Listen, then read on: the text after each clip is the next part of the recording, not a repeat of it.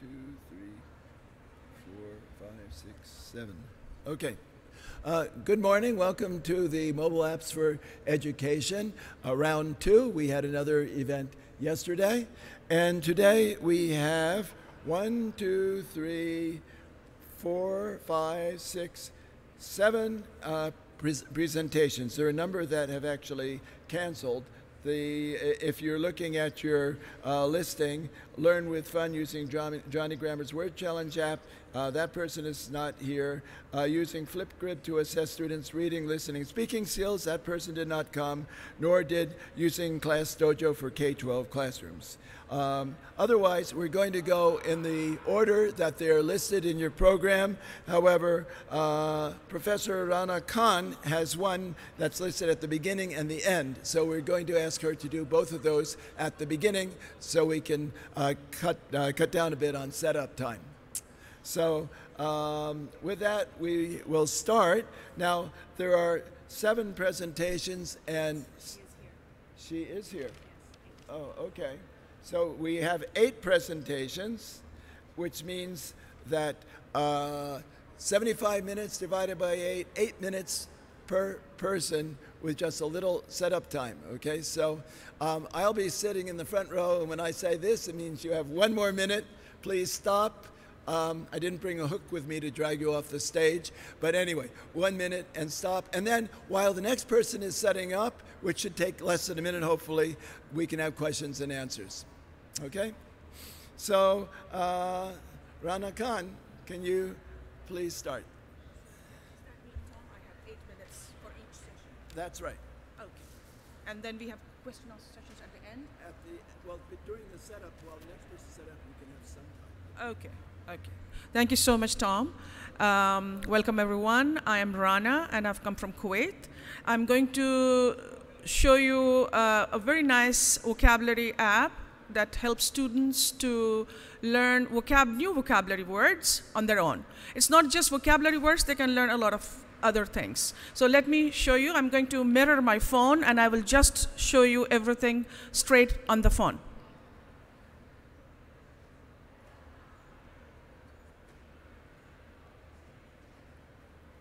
It's not coming, the HDMI too. I need to escape from this. Yes. It's here.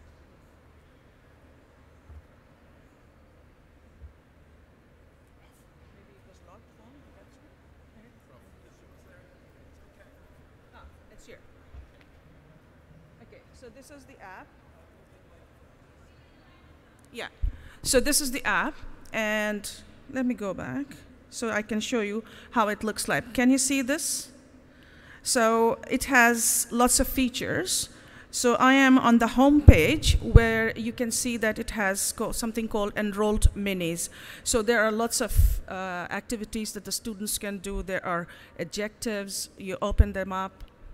So the process is like you learn first and then they test you. So introduction means you go through all the rules, and then once you have done, then you can log out and then you can take the tests. Almost all the applications that you have under the home page, the Enrolled Minis, they are like they teach you first and then they test you for that. Now, because I have less time, so I'm not going to run each one of them, but you can see that you have punctuations.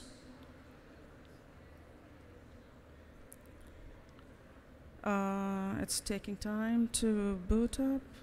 Okay, so you can see introduction, the period. Now, it is a paid app. It's a free app for some features, but it's a paid app for if you want to use it to its full potential. You have collocations. Again, you can see that you have testing. They teach you and then they test you. So I'm not going to go through all of them. Your interests is another part of the same home page where you have question tags, articles, pronouns, nouns, and these things. So these are all wonderful applications. I wish I had more time to show you each and every one of them, but you can do it yourself. It's very easy to do it. Now, let me take you to the practice page. There we have some very interesting games, because the best part about this app is that it makes you learn vocabulary through games. There's a word checker. This is really challenging, by the way, and it sometimes makes me lose the game. So what we have here is they have something like a crossword puzzle, and you have to click on each word. So let me try to play it. I'm not sure I'll win. Most of the times I lose. Let me see. Okay, so I have to very quickly find the words that mean the same. So roundabout. See, can you do it? Digression. And to make an attempt. Individually separate? No. Dissolution. So it's gone. Maybe I'm roundabout. To make it so I'm going to lose today anyhow. So you have to be very quick and you can win the game. So these are words that show you that you have to find the synonyms. Then you have fly high, where you have to keep, for example, glare, gleam, join, unite, disclose, reveal. So you have to keep finding the word that means the same, desire, so that the balloon doesn't fall. Hazy, blurry. Oh, what happened? Blurry. Exhaust. Deplete. Oh, made the wrong choice. So this is what happens. And then it shows you the game report there, wherever you were wrong, and it teaches you the right thing, the right word. So it's self-learning app, and the students can really learn a lot from this app. So let's exit this one. And then we have a space pursuit. These are all games, very interesting games where you can learn. So for the oral test, the students had to speak about their hobbies. The burglars entered the station to steal the spare steel beams. You understand? So these are very interesting things that you can do. The web series about a criminal who managed to elude the prison guards. So I'm not going to play the whole game. And then you have a Reader's Digest, which is like a comprehension exercise where you read a small passage and then you can take the comprehension. So it has lots of things that the students can do. And then you can see these logged ones are paid ones, of course. The rest of them are free. There's a vocabulary builder, which is the best part about it. You can set goals for yourself. It keeps sending you vocabulary words every day. You can assign goals, how many words you want every day, and it keeps sending you words, and then it challenges you for those words. So it asks you, do you remember this word? Can you give the synonym of this word? So it sends the words on its own every day. And you can always change this. For example, if I press all topics, it takes me to varied options. Now I'm doing vocabulary builder. I can choose English idioms. So, and if I confirm, but I can run only one particular application at a time. So it will start sending me idioms now. You understand? So, and then you can keep changing them, of course. Then we come to digests. Digests, how much time do I have? Okay. Digests, it gives you lots of good things. For example, little known facts is one section of that. If you open it, it gives you information about, you know, some important facts that you come across in your daily life. For example, did you know Robert Cowdery's table alphabetical, which was published, and so on and so on. And similarly, you have, did you know T-shirt is named after the T-shape of its body and sleeves, and you have many things like this. Then there is a word store that gives you the vocabulary for different kinds of, you know, things that come into a family. So you have these. So let me press this and show you. You have medical equipment, different kinds of bread, leafy vegetables, types of boots, and farming, and rest. Then you have collections, collective nouns, so you can see. Okay, so let me hurry up. So these are, yeah, and you have substitutes, which is really interesting. I really love this. So you have all kinds of substitutes, synonyms for the same word, laborious. So if I press this, you can see I have so many options from the substitutes. So it's a real amazing app, and you can tell your students to download this in their phones for self-help, self-learning, and they can do it on their own. You don't have to do anything, just have to guide them and to tell them how to do it. And it's easy to download it, it's Android friendly and of course iPhone friendly. I hope you like it. What is the name of the app? It's Nudge Me. Nudge Me. KNUDGE.ME. Nudge Me. I have the PowerPoint. Let me show you. Well, actually, that's okay. Let's go on to the other. Okay. Well, thank you. Thank you very much. And now we will continue with her second presentation on quizzes, the ultimate formative assessment tool. Has 4 Z's in it. Okay. So how I have to exit this.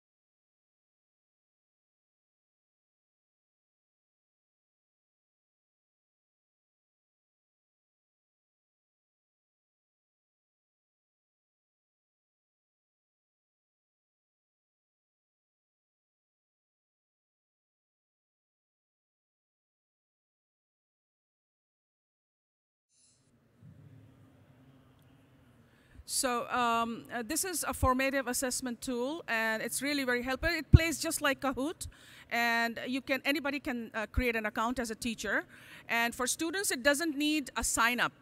They can sign up and create an account, but all they need is a code that is given by the teacher, and it plays wonderfully.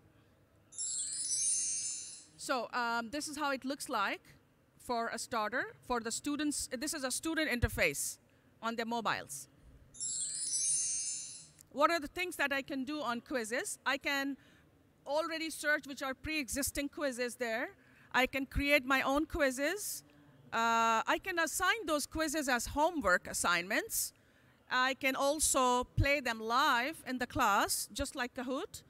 And I can check the progress report of the students once they have played and finished, how they have fared, where they made the mistakes. And I can create collection folders where I can assign different quizzes into different categories. And I can connect with fellow teachers who are there on quizzes. And I can use their resources to my benefit. Now, this is how the student account looks like. As I said, they can create an account, or they can simply play there from the page itself.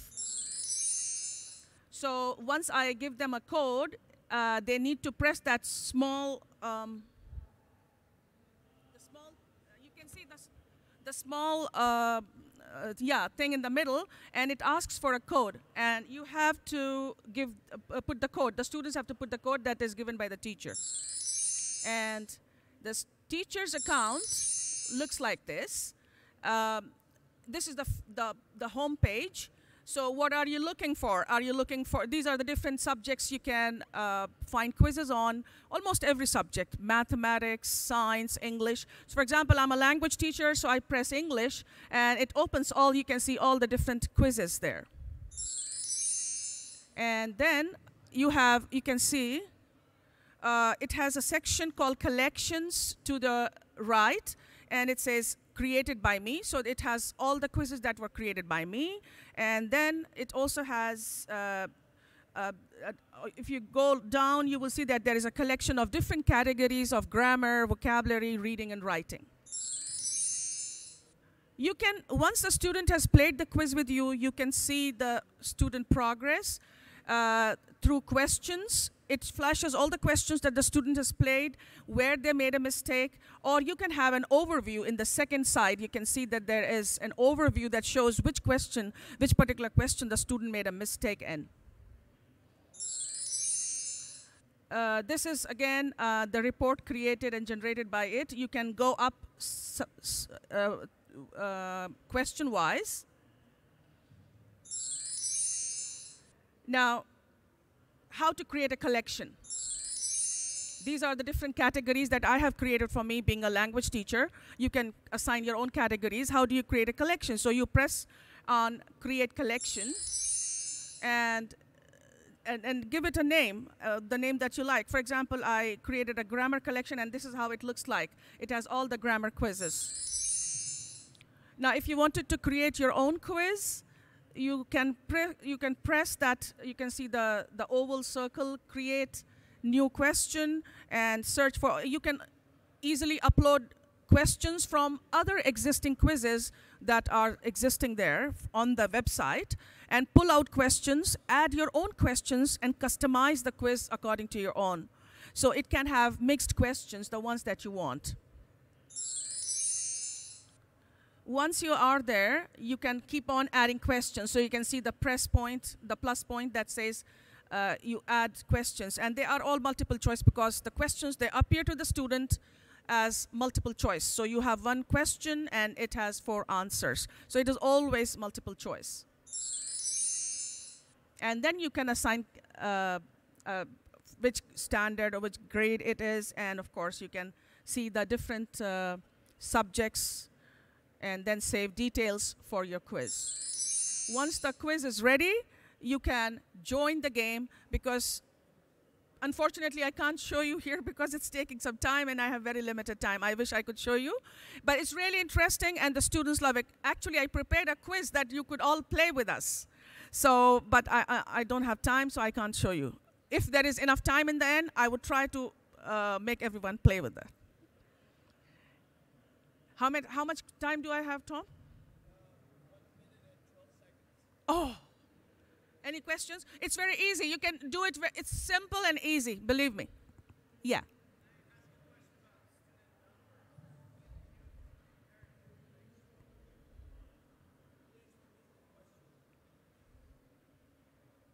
Yes. Thanks. Can you hear me? Yes, yes. So you compared this to Kahoot, and one of the problems that we have with Kahoot is when... No? Can you hear me now? Yes, perfectly well. Yes. Sorry. You compared this game to Kahoot, and one of the issues that we have with Kahoot is when there are too many participants on one IP, they get kicked off.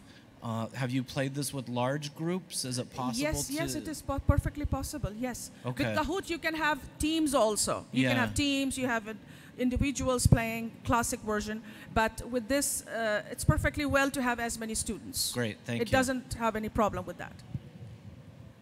Hello. At our school, we have rotating classes. So, sorry. Yes. Can you set up classrooms for the reports? Can you set it up to have like certain classes play certain Sorry, games? didn't understand. Can you? Like, can you? Because we have rotating classes, so we change our students very often. So if I wanted to do the reports feature, Yes, you can create classes, different classes. Yes. Okay. Definitely. Thank you so much. I wish I could answer more questions. Thank you so much. If there's some time at the end, we will entertain questions from the previous presenters. The next presenter is Molly McOwen, using the Clio app to build language and a sense of place.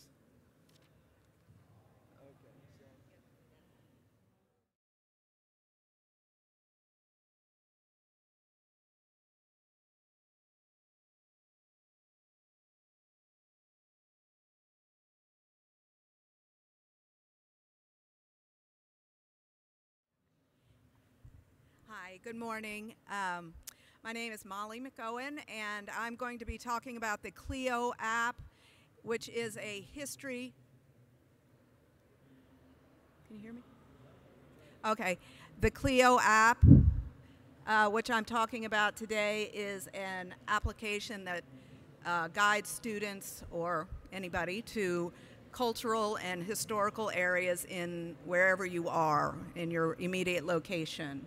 So I use this app to help students build academic skills and also just learn about the community that they are living in. I've found over time that many of the students at the university where I work, when they come from other countries, they feel uncomfortable getting out into the community, and this is a way to kind of help them get beyond just going to their classes and going home or going to the rec center. So.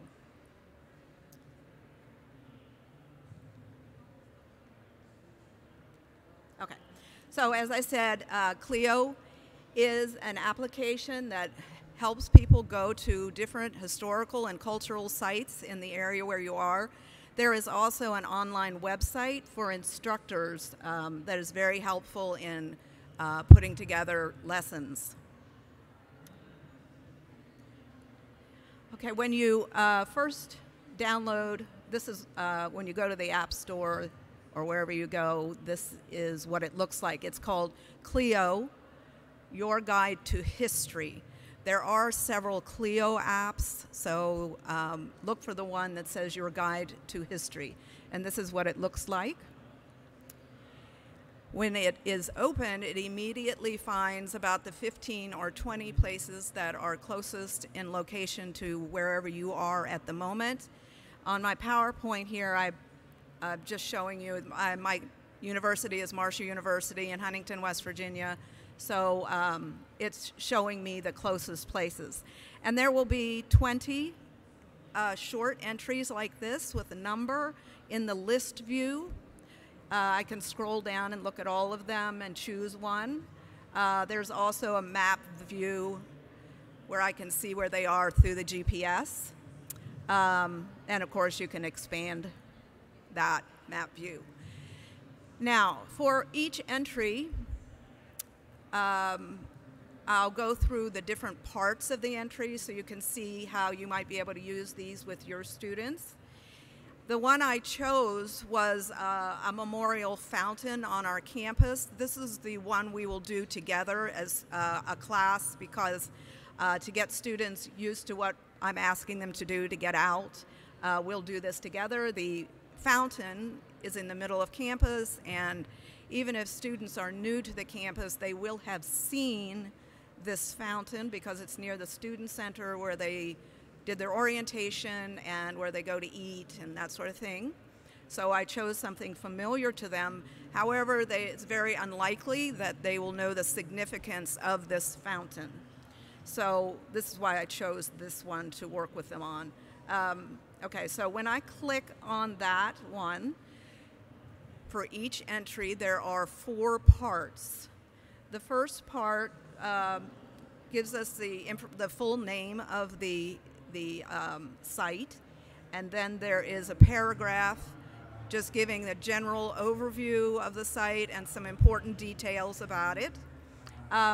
You can also have your students listen at this point, but this is really the only thing that I don't like about this app because it's a computer-generated speaker, and it doesn't sound very authentic. Okay, so that's the overview. The next part of the application, there are pictures with captions. There are usually 4 or 5 of them in a row. And then the next part, part 3, there's a backstory. And this part contains a lot more information about the site. Why is it culturally or economically significant to the area where you are? Why is it there? How did it come about? And how do people use it today? That sort of thing. The final part, and I have to say these are not in separate parts. They just scroll down from beginning to end. You'll have here the resources that were used to create the entry, and also who the entry was created by and when, and if it had been updated. Okay, so that's just an activity plan that I have that I can do many things with this. We can do summarizing, paraphrasing. Students can work in groups together. They can find commonality between different sites, present to each other, do poster sessions. They can do, for my pathway students, I will have them do extra research, find more information about this site and add it to their presentations. So there are many applications you can use this for. Okay, so what's my time? 2 minutes? Okay.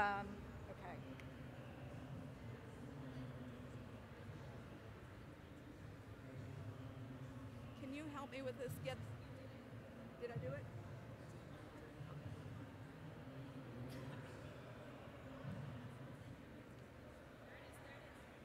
Oh, okay. I see.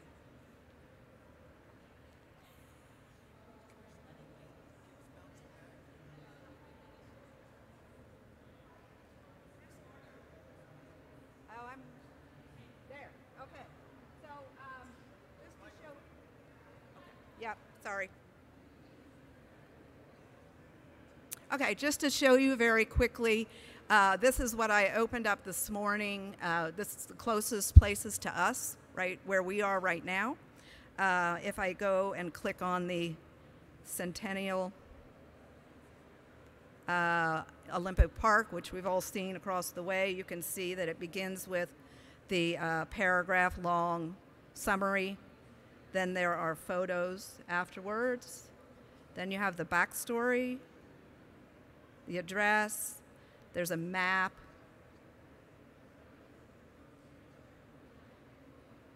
Oops, sorry. Can't get it. Oh, okay. And then the resources that were used to create the app and when it was created and when it was updated. Okay. All right. So, does anybody have any questions?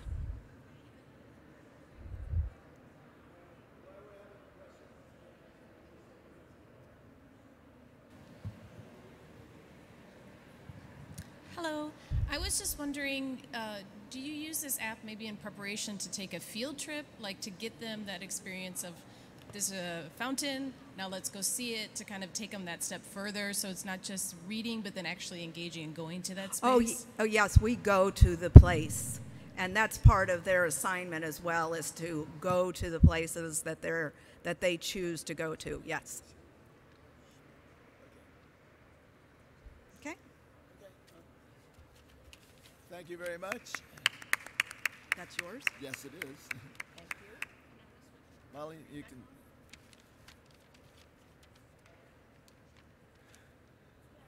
And our next presenter is Amy Russo, using the Airbnb app for authentic language in authentic tasks. Please. Good morning. So here's a question. Who knows what Airbnb is? Can I have a show of hands? Just what I thought, most of you. How many of you are using Airbnb right now? Airbnb, as we can see from just the people in this room, is a very common task. So I will quickly tell you about my background. I will tell you what and why you should be using the app, and then I will tell you how I personally use it in my own language classrooms. So my name is Amy Russo, and I'm from San Jose State University, and I work with intermediate mid to advanced low students in a college context. So what and why Airbnb? So Airbnb is used by over 150 million users. It is in over 191 countries. And as of 2016, it was preferred 49% over the booking of regular hotels. So this is something that if our students are unfamiliar with, like some of mine who are kind of newcomers to the country, this can be a very valuable resource for them to know about. Essentially, Airbnb is an app where individual homeowners can put up a room in their house where you can look at in different locations and book to stay at much reduced prices. When you're looking particularly on the app, from the screen you can learn lots of different things, including the location, the duration of your stay, amenities offered at the property, the style of room, and so on. Each room is kind of judged on like a 5-star kind of quality on 6 criteria. So this is accuracy, communication, cleanliness, location, check-in, and value. That's the value for how much you pay for what you get. So this kind of gives you the ability to understand. The scores are always supported by written reviews. So what makes this kind of unique is that so guests can review where they stay, so they write reasons why they gave it that score, but also that hosts can respond. This is mildly unique, and it allows for maybe this kind of sense of social pressure that you want to present your information, but you want to do in a way that will be heard, because the host can also respond back and rate you as a guest. So that is the app in general. Now I want to talk about how I apply this for my language classroom. In general, when we make lessons for our students, we want to provide in a task. A task is something that's considered an authentic activity. That's something that people do for non-learning reasons, for non-pedagogical reasons. So, and not just any task is good. As Willis and Willis argue that a task should not only be genuine, it should generate interest, a degree of challenge, and also should activate as much language as possible. This way you can discover kind of incidental vocabulary. And Airbnb does all of this. So in the general task-based structure, you're going to want to have a pre-task activity where you kind of remind students of the metacognitive areas that they already know. You want to then have them perform the task. So this is something that people do in their normal day lives. And then you give them a language focus while they're performing that task, and you provide support while they're individually doing this or with small groups. So if we looked at Airbnb, my pre-task is to talk about travel in general. Where do they like to go? Where are their dream spots? And I asked the students, how do they find places to stay, particularly using technology? Maybe some of them are already using Airbnb, maybe in their home language. And so we can kind of pull on that activity so we can provide that metacognitive awareness and framework to really tap into. The task itself would be for students to choose somewhere to stay within a budget, so that's a very classic activity. But it's kind of the part that comes afterwards, which I would really like to highlight using Airbnb for. This is how do you write a review that is helpful, truthful, and balanced? How do you use hedged language in order to get people to listen to you? And through kind of inductive searching, by kind of doing genre analysis, students can look at reviews that real users have left and kind of work backwards, reverse engineer what is the structure, the syntax, and vocabulary needed to communicate their opinions in that hedged, careful way. So we can use Airbnb to harvest authentic language, looking particularly at persuasive language, casual and colloquial expressions, positive and negative feedback, as well as these hedging strategies. So if we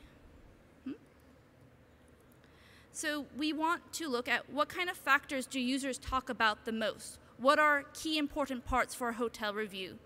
How do users express either strongly negative or positive opinions? And also, how do we compare that to that hedge? When you want to say something that was good, but also something that is a bit negative, and how can you still seem credible by doing that? And finally, we want to kind of empower them as critical readers. What reviews do they trust more than others, and why is that? And how can they sound like a credible source on this website? So again, what you want to ask students to do is not to find a perfect property with 5 stars. What you want is like a 4-star property. That is pretty good overall, but it still has some room for improvements. And you get kind of reviews like this. So this user said, this is a good location and a short walk to the subway. Although bathroom sharing could be a challenge in the morning peak time, nice and courteous guests. One negative aspect is the bathroom condition needs updating for a more pleasurable experience. So we can take even a short review like this, and we can learn a ton from it. First, you can see she has 2 kinds of positive comments. So the first sentence has 2, good location, short walk to subway, and then in the middle we have nice and courteous guests. If we peek a bit further, we can also see this word peak time. So this could be a good chance for some incidental vocabulary learning. So peak and time mean different things, but when we put them together, they have a special meaning. So we can pull that out for them. Next, we can also see we have one overtly negative statement, so one negative aspect. So notice she said kind of nice things first before she got to the negative, but more importantly, I want to highlight this orange area. These orange area, I would like to argue, are hedge language. So although it does introduce kind of a negative idea, but because she combines it with the subjunctive, although bathroom sharing could be a challenge, so not always, but could be in the morning during peak times, even using the word peak time show that it's not always a problem. She is trying to show this kind of very balanced opinion. And then even when we move to the bottom with our negative aspect, she also is giving us a way that it can be improved. So it's a negative aspect is a bathroom condition, but if you update it, it could be a more pleasurable experience. So if we look at the structure and her technique, so she begins with 2 positive comments, then she gives 1 hedged comment, 1 more nice comment, and then she moves into kind of her criticism, but she also says the way that it could be improved. So overall, I trust this review for these reasons, and your students can develop this. So I personally do a walkthrough like this to show them how to do it. Then I ask them to kind of go out and do their own textual analysis before they write their own reviews. And very quickly, there are apps like Quizlet and also like Cram and many other like online flashcard programs where you can have the class make a set of either the interesting vocabulary they find, the sentence constructions, or the different ways, and then you can study them as a class. Or even a Google document, you can pull it all together and use it. If you're interested in using this, this is the URL for my slides. Feel free to take a picture, and here's my contact information if you would like to talk more. Thank you very much.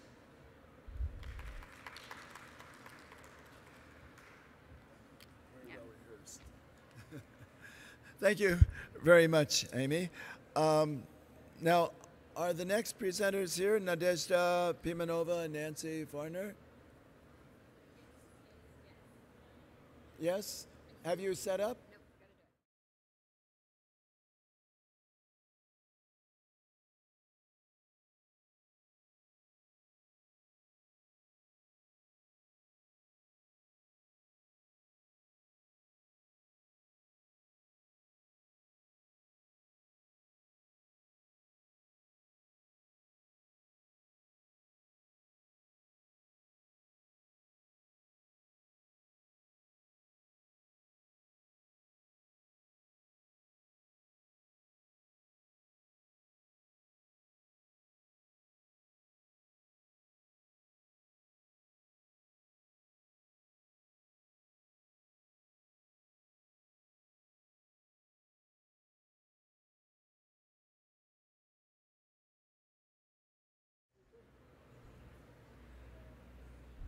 Are you looking for an app that will help to assess your students' reading, listening, and speaking skills, and that is actually free and easy to use?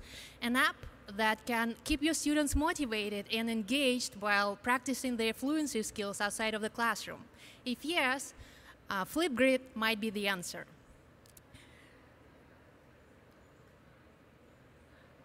Oops. What did I do? My name is Nadezhda Pimenova, and in this presentation I will be talking about the benefits of Flipgrid and the benefits of video blogs.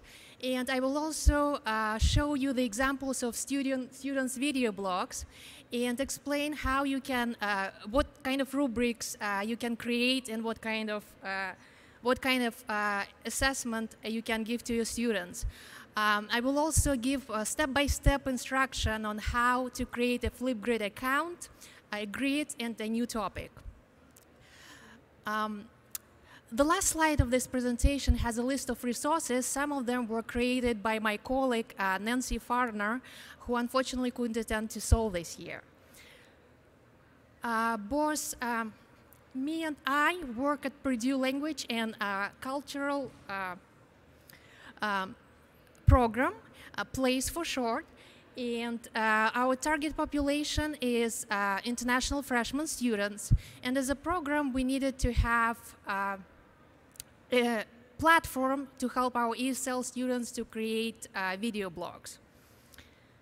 So we started using Flipgrid in fall 2018, and the reasons why we did that are multiple. So Flipgrid does engage students to learn and motivate them, and they can practice multiple times, and as instructors, it allows us to provide timely feedback. The educational benefits of video blogs are also several, and we chose video blogs because of their flexibility and relevance.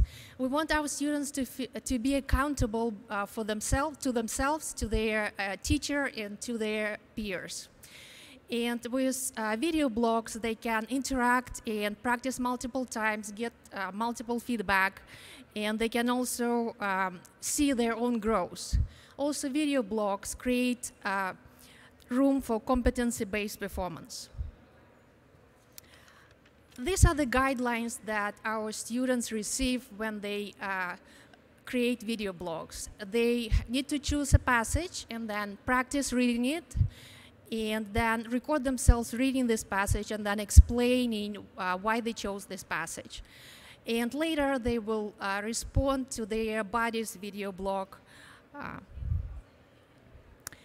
Now, as you've learned the benefits of Flipgrid and video blogs, I would like to show a sample of video blog of Nancy's former student.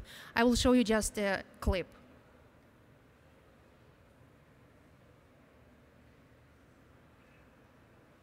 They often have the idea, as mentioned above, that they have independently made up their own minds about the values and assumptions they hold. The notion that social factors outside themselves have made them just like everyone else, in important ways offends their sense of dignity. So after reading that paragraph, it touched base on key things to me. First of all, I relate to the Malay kids as well, because not that when I grew up, my parents gave me the chance to be independent, self-reliant, self-identity, etc. And throughout the years I spent in an international school, I had many chances to demonstrate that. And so whenever I met an American friend or so, they would always judge because of how I look, that you're not independent, you're not self-reliant, you're very indecisive, etc. But as soon as they got to know me, that opinion quickly changed. But another thing And this is the video response of his body.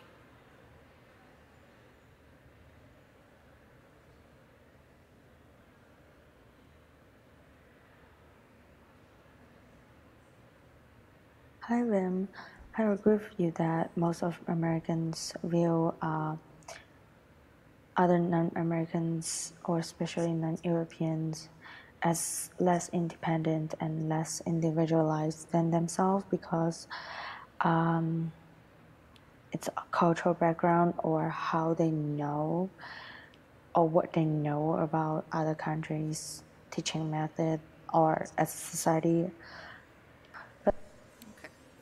As instructors, you can decide whether you want to create a basic rubric or a customized version of the rubric, and then whether you would like to provide the written feedback or the video feedback. So I would like to explain you how I create my Flipgrid account. So I went to admin.flipgrid.com, sign up, and I use my Google account. If you have a Microsoft account, you can do it with it.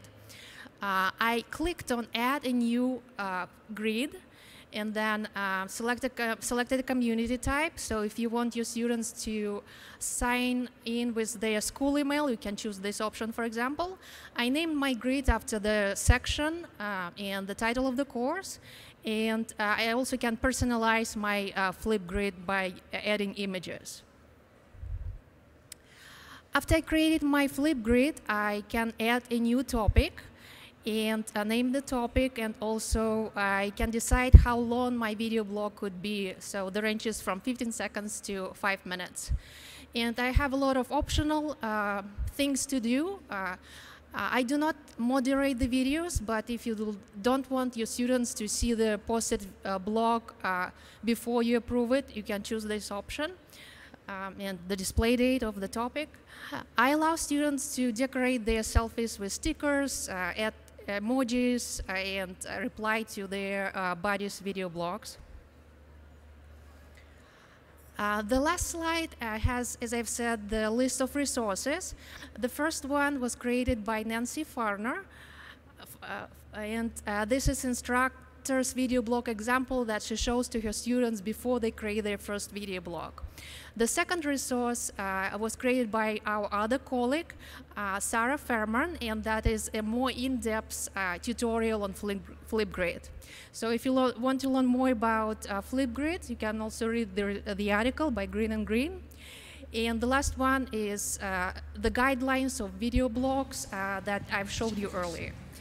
So Flipgrid is where emotional and social learning happens. I hope I encourage you to use this tool. Any questions? You can email us, or if you have some time, ask the questions. Thank you.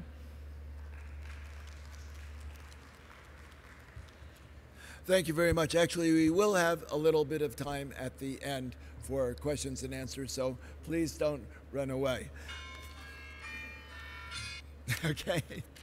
The next presenter is Si Fan, or Fan Si in Chinese order. And her topic is using the WeChat app for English learning. I think they want you to use this one. Oh, okay. Okay, because it's connected to the broadcast. It's this one here. So 8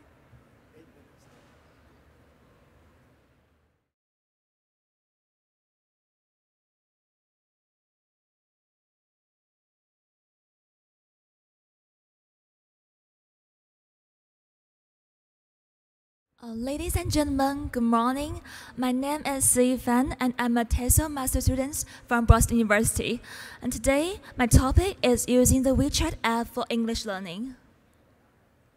From this image, it is startup interface of WeChat.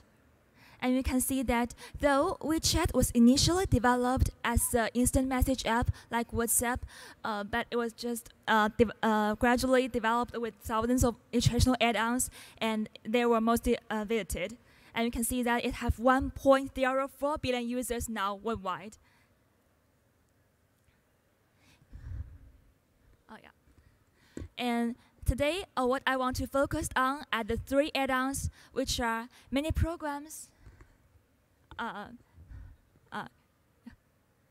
which are many programs, visual accounts, and group chats. Yeah, and when you point on the group chats, and we can just instantly get to this interface. And from this interface, on the right, that is the transcript, English transcript of the version. And you can see that in WeChat group chats, actually there is an in-app built translation function, and it's very useful. And just like a Google Translate, once you click on it and click on the translate, you can instantly get the translation of the Chinese or any other languages to English, which is quite convenient for English learners to learn English. Also, on the favorite button, you can see that there is a recording, and when you click on it, you can record your own voice and have a nice voice chat with your friends. And Also, as when I was doing this, I searched on my the research, and there's a study done by Lu in 2018, and she said that actually WeChat can be used throughout the whole process of English class. For example, the preview before class, and the teachers can just upload the materials into the WeChat group, and the students can preview their classes, like the video examples and something like that, and they can just do it all through the WeChat. And the biggest advantage of the WeChat is that as long as you do not delete anything, they can save everything for you, and it's quite different from traditional classes. Yeah, and you can see that from the very top, there are 3 dots, and once you click on it, and you can enter the search history, and then you will get to this image. And when you click on the files, you can get all the shared learning resources. And if the group chats are still like the instant message apps, the mini programs might be the most eye-catching and the most remarkable add-ons in WeChat. It's quite different because everything is inserted into the WeChat app, and you do not need to download any other apps. And you can see that it's on the very top. Actually, normally it is hidden in the WeChat interface, but once you slide interface down, it will get get out very quickly. And here are the examples. The first is a speaking mini program. And you can see that from the button, on the left is original, and you click on it, and you can listen to the original clip of the sentence. And in the middle is a recording, and when you click on it, you can record your own sentence, and then you will instantly get a grade that is given by these mini programs. And in here, I say one sentence, and it gave me 90, which is very high, and they say that actually I did very well in this sentence speaking, and it's a very good mini program for students to practice their pronunciation. A second example I would like to show you is a grammar mini program. You can see from this one that there is one exercise every day, and the students can take advantage of their segmented time to do their exercises. And also, they can get a detailed and a very good explanation once they have done the exercise, and it is very beneficial because students can develop this learning habit by punching every day to do the grammar exercises, and also they can make use of their every minutes to do this.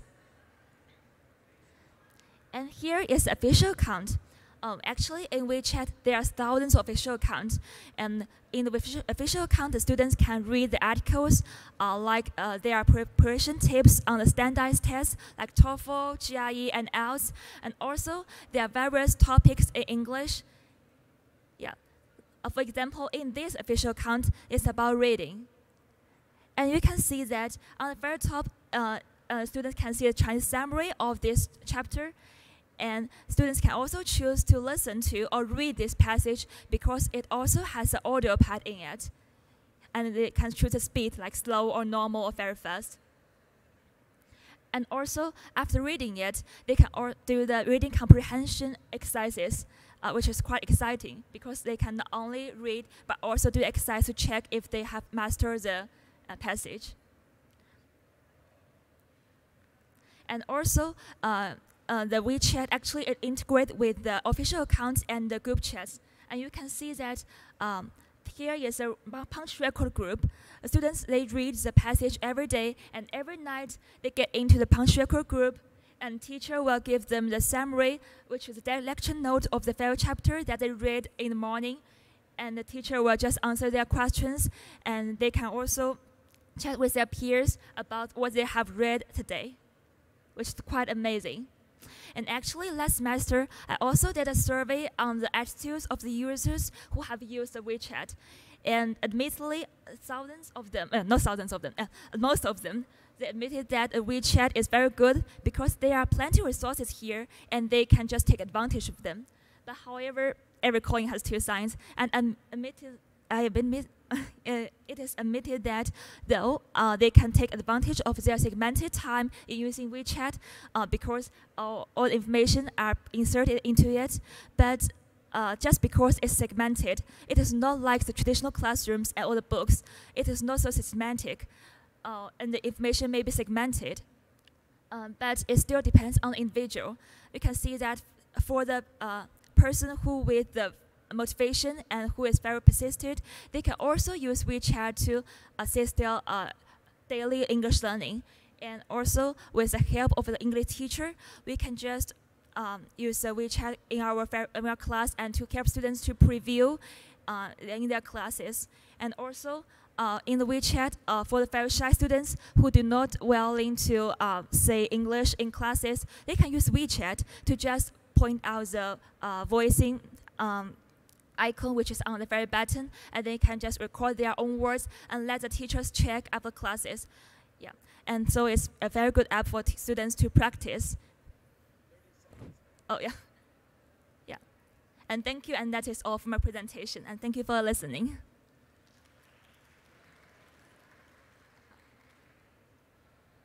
Thank you. Do you have any questions for her while the next person, Hana Kamis, is setting up? I found that in China, you really do need this app. I was there several months ago, and in the school cafeteria, I got my food, and you needed to use WeChat to pay for it. They wouldn't accept cash. Yes. No questions? Okay. Thank you.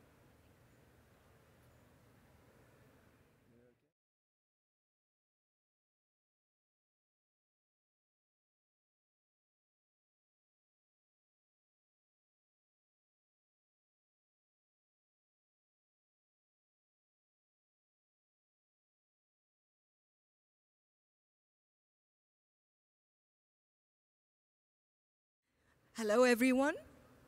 It's a real pleasure and honor to be with you today in the Electronic Village.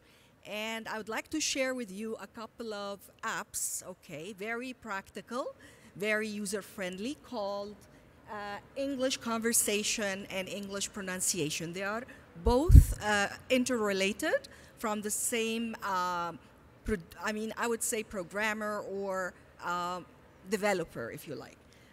So let's look at how they are used. The interface of the first app, which is the pronunciation app. Look at how it is.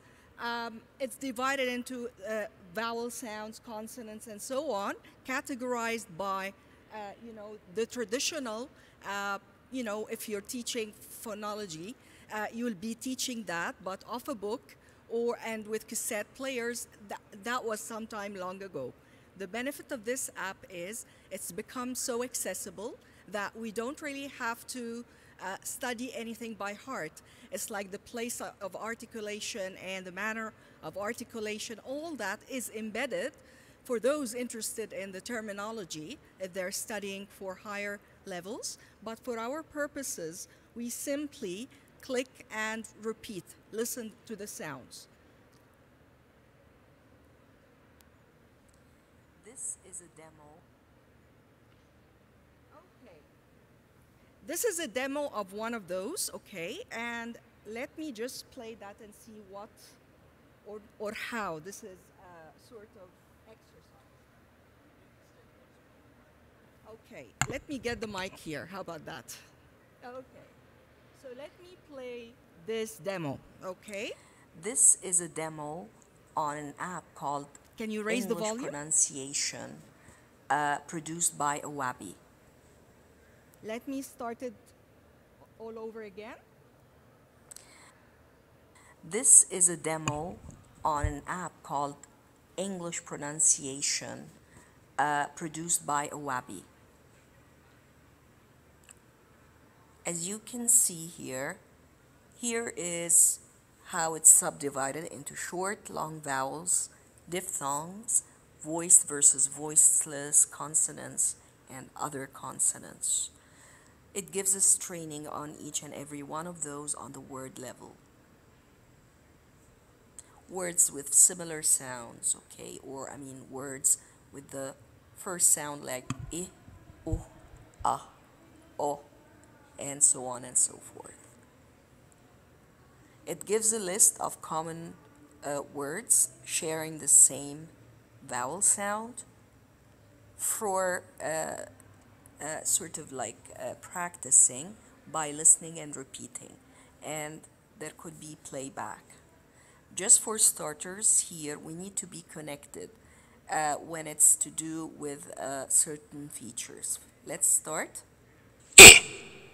This is the general.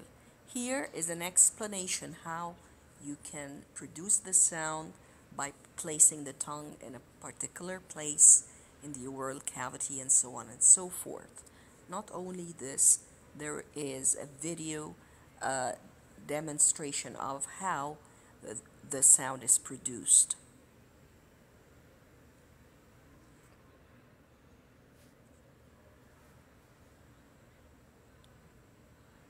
So here are British Council videos showing how. This is a short vowel sound. What's going on? I'm sorry. I. Okay. So once again, here is the video. Okay. I. Can we just listen and repeat after me? Listen and repeat after me. So as you can see here, the video is played showing how we produce that kind of sound, especially for those who don't know what to do with their tongue and, you know, different parts of the mouth. Now you try. Listen and repeat after me. So you can see it from the side and the front. And it's basically adopting the methodology of audiolingual method, which is listen and repeat. Him. Minute. Now you try. Okay. Now here is the star system that we work with. Like, how close are you to the, you know, the articulation and the correct pronunciation of that? Stress and everything else involved on the level of words. So you're tested here. You sort of like see the word, try to say it, okay, after the recording, and you can even play back. If you're close, it gives you 5 stars. If you are not very good, maybe it's 1 or 2. And that's very interesting because this means students can do that at their own pace. They don't really have to really say it out loud in a chorus, for example. And they learn by listening to themselves as many times as possible. Okay? So now that we're done with this, okay, as you can see again, it's supported by textual description of the production of sounds, a video illustrating how we produce that in terms of articulation, in addition to the very accessible listen, repeat, and how far are you, okay, assessment or feedback. Now, this is the second related app, and this one is a little bit more contextualized. Because remember, when we do phonology or, you know, training on pronunciation, it's not about the sentence. It's mainly on, you know, how to produce individual sounds. For this one here, it gives you like very authentic topics, everyday topics. So, and it's divided into 3 levels: beginner, intermediate, and advanced. So as you can see here, it gives you the start, like, where are you from? If you are introducing yourself to somebody, what's your name?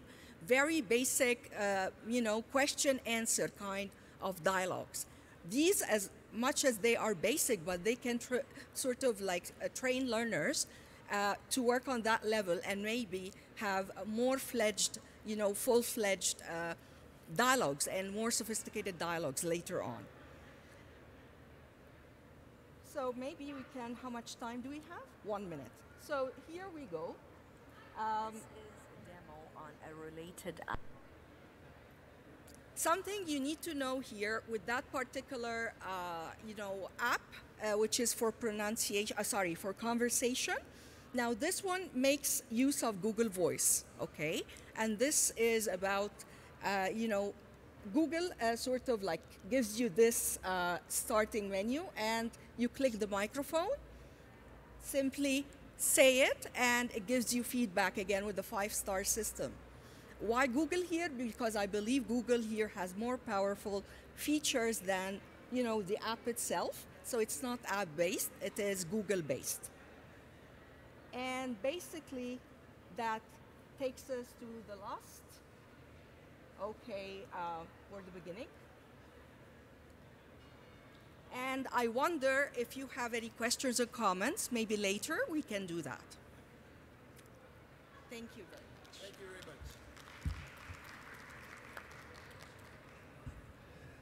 And the final presentation, because the last one was presented at the beginning, is creating a Telegram bot for test students. You're all ready. Okay.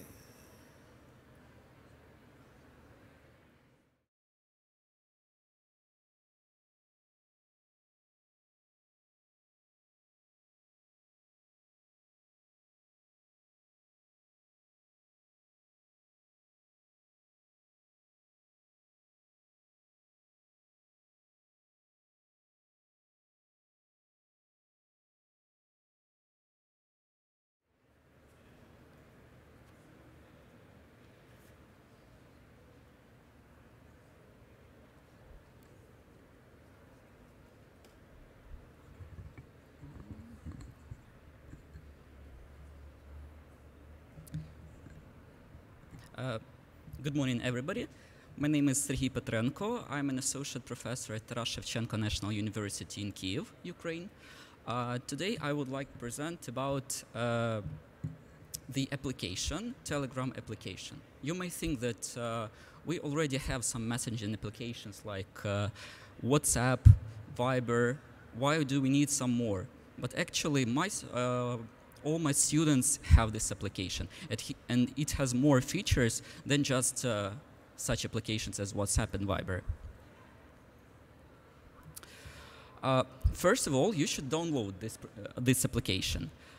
You can download it with Google Play or Apple Store. When you're ready with that, you can go to the page which I created. This page is TESOL 2019. So you just put in the search at TESOL 2019 and you will be the page, and all the materials for today's presentation you can find there. Okay. The next one, we have a question. What are the advantages of Telegram app? Why shouldn't we use other applications? The first advantage, it provides more security than any other messenger. It has secret chats. You can create real secret chats using encryption techniques. It provides the fastest messaging service. You can use it on multiple devices, like on the smartphone. So you can use it on smartphone, your students use it on smartphone, you can use it on desktop computer, on laptop, and with the help of the multimedia projector, you can screen everything on the board. Students are writing, you are doing it simultaneously, and you see all the messages very fast. The next advantage, that it has no ads, and it is free. You can easily download it. Which is different from other applications, it has unlimited cloud storage. Therefore, no loss of anything due to device formatting or change. You can easily download it. When you lost your phone number, or you change your phone number, or something happened with your account, everything is stored in the cloud, so you can find it there. Users can communicate with anyone just searching by their nickname. The nickname, you should write then the nickname. And not necessarily the phone number as from your contact list as it is in the WhatsApp or Viber. In this also you can create channels, you can create groups of your students, and you can create super groups, which are public groups with up to 200,000 users or participants. So to broadcast interesting information for unlimited audiences. For example, I have groups for my discussion clubs where it's like a channel where I'm posting information about that. It can be used, as I said, on all devices at the same time. And even when there is low internet connection, it works. You can also use hashtags, like I used hashtag question. I will tell you a little bit later why is it important. Also, you can mute contacts or groups when so as not to be distracted. Okay, so as for the channels, you can see on the screen that there are some useful channels for learning English for your students. You can develop your students' systems like the phonology, vocabulary, grammar, and discourse, and also skills like reading and listening. For example, for productive skills such as writing, you can just chat. The students can chat in the application, and communication as well. So this is the channel of TED Talks. You don't need to download TED Talk videos, just open them in the Telegram channel. This is another group with, is another good source with videos, Curious Britain. Then this is a music channel. You can download and listen music there. And we have some useful grammar channels, like these are the rules and their explanations and some examples, or just learning phrasal verbs. For reading, a good channel for reading resources, like a great source of English journals, magazines, newspapers, e-books. So everything is in Telegram. And one more feature which distinguishes Telegram from other apps is a Telegram bot. What do they do? These are chatting bots, and I propose to use them for testing our students. The first bot I would like to present is a poll bot. Just making polls. It is easy. Just find it at poll bot in the search panel. It will start communicating with you. You can just write /new poll and create your poll. Create this question, the options, and it's like the example that I created. Then I have a group of students. I download a text for them, either listening or reading text, and then I insert there the bot. The students answered it, and then you can see the results. You just write /results, QN, question answers, another bot. But it is more complicated, but actually it can create interesting menus. Botfather is an application which helps you to create bots, your own bots. Again, you just start communicating with this bot and you will start creating it. It's like I created TESOL convention bot. It gives you a token, a unique number, which can be used for example, for going into the application, into the bot like ManyBot. You write there the application and then your bot will work.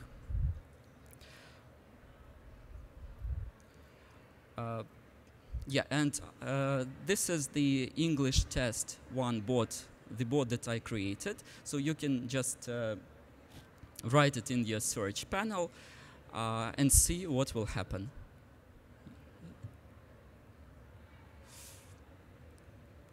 And I will know your score at the end.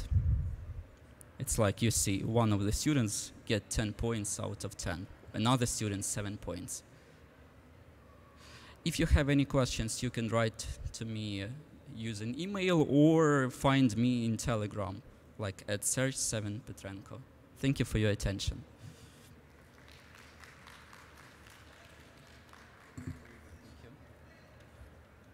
Well, if anyone has questions for any of the presenters, do you have the microphone? Please raise your hand. And I have a question for Amy Russo. Amy is still here? Pardon? She had another presentation. Okay, then I can't ask. I was wondering why she used Airbnb rather than TripAdvisor. And we have a certificate? Okay, well then come up here. Oh, there are certificates for all the presenters that are still here, so please collect them. Thank you for coming. We're a bit early. Enjoy the rest of the convention, and I hope to see you presenting next year. Thank you.